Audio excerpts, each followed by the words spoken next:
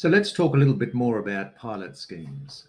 Just a bit more information from the IAIS index-based insurance thinking.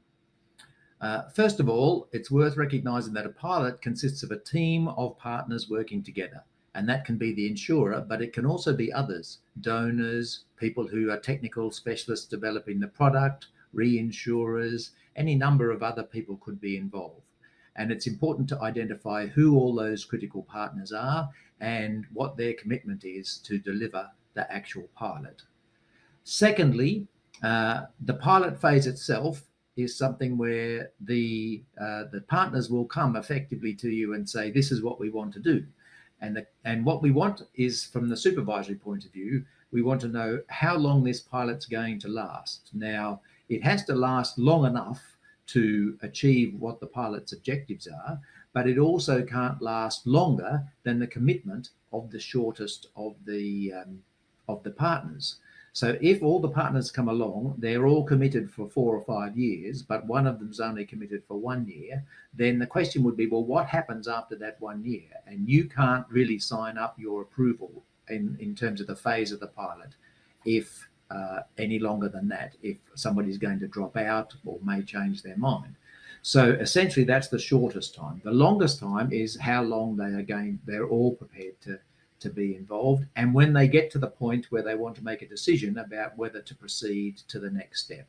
So if they're saying, look, we're going to do this for a period of time and then make a decision whether to proceed or not, we're committed for doing it for this period, then that's the length of the pilot, provided that no one's dropping out sooner. The third thing I wanted to say is that with a pilot, one of the important things is not just what happens if everything goes well, but what happens if it doesn't. So in other words, what sort of residual issues will we have at the end of the pilot if we decide to stop that have to be looked after, and what's the plan for looking after those? That is most critical in terms of two things. One of them is if there's any policyholders who have policies who are continuing, still have policies in force after the pilot's meant to stop, then arrangements have to be made for those. So, for example, if the pilot is selling policies for a 3-year period of time or something like that, usually longer term sort of savings related things that might be, then if the pilot stops after 6 months, how do they plan to deal with the remaining 2.5 years on those contracts? That also means that people should know that it is a pilot. For example, if they're getting some risk protection and that's enabling them to do other things in terms of manage their own personal finances better, that's a good thing. But if it gets taken away after it's been delivered, we did it once, it all worked, but only 10 people bought it, so we're not continuing.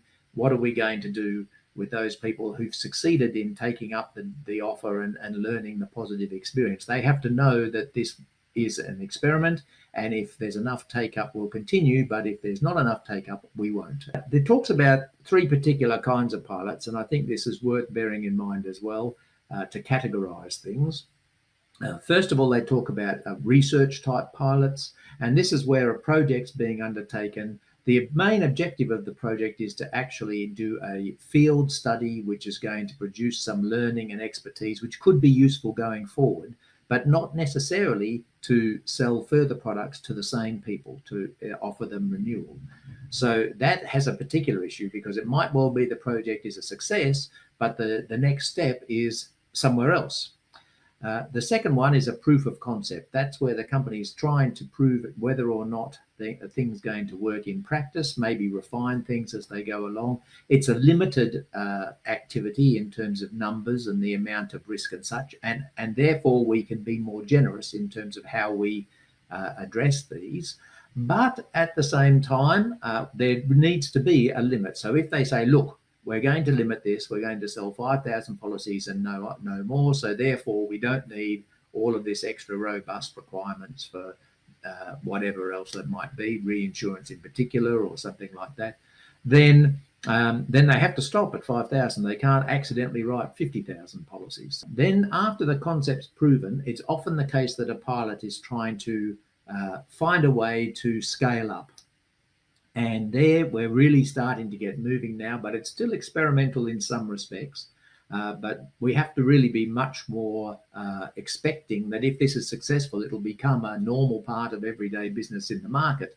And therefore, The areas where we might have special workaround solutions and such, we really have to be expecting that by the time that pilot reaches a conclusion, we'll want to have everything properly organized. So any assistance that can be provided by the pilot on things like identifying the regulatory issues that need to be changed and supporting some technical assistance to do that could be particularly useful at that stage.